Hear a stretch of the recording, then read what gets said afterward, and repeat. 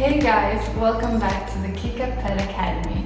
And on today's topic, we're going to talk about small kittens, how to properly feed them and how to choose the best food for them. So today we have Paulus and Marcel.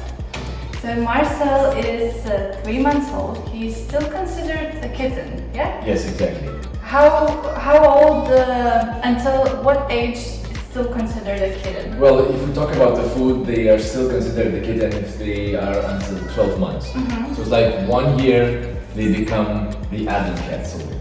Okay, so I know that is very important. I'm not even talking about vaccines, going to the vets, preparing some special toys for kittens to play around and all that stuff. But I think in the long term, the most important thing is the food.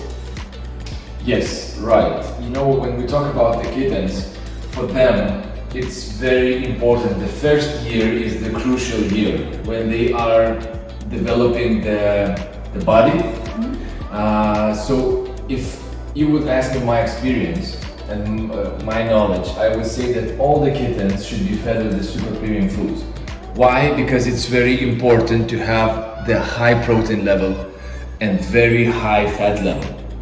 Because you see, these kittens, they're playing around. It's even difficult to hold the cat because they want to play, they want to explore. So in this case, they need to have a lot of energy. But you know, this kitten, during the day, they can eat about maybe just 40 grams of the food. So 40 grams is really not a lot, but they need to have a lot of energy. Mm-hmm. And the stomach of the younger kitten, like 2 months kitten, is like a hazelnut. It's very small. So they eat very few kibbles, but they need to have a lot of energy. So it means that the food should be high in energy. You know, I think it's supposed to be about 4,000 calories in 1 kilo. Doesn't mean, like, you mean high energy, doesn't mean it has to be high protein and high fats? Exactly. Okay. Usually if you take a super premium food, the thing you need to check on the packaging is about 30, maybe 32 plus, like 32, 36 of proteins and about 20, 23 of the fats. Then you can see that this food is very high in calorie. Okay. So, when choosing a food, we need to read the composition.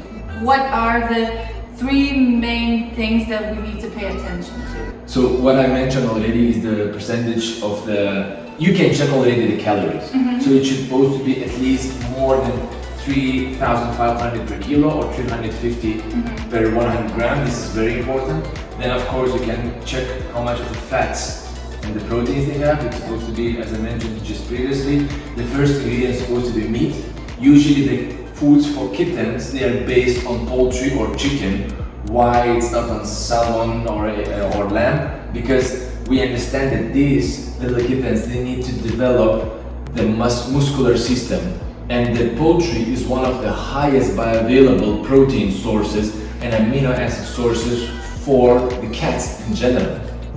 The most important thing is how much they absorb the proteins, right? Mm-hmm. So, you know, just one simple explanation. If we provide the proteins, they provide the amino acids. And one of the essential amino acids for cats is methionine. And for example, methionine, if there is a deficiency of this methionine, it can cause some problems for cat.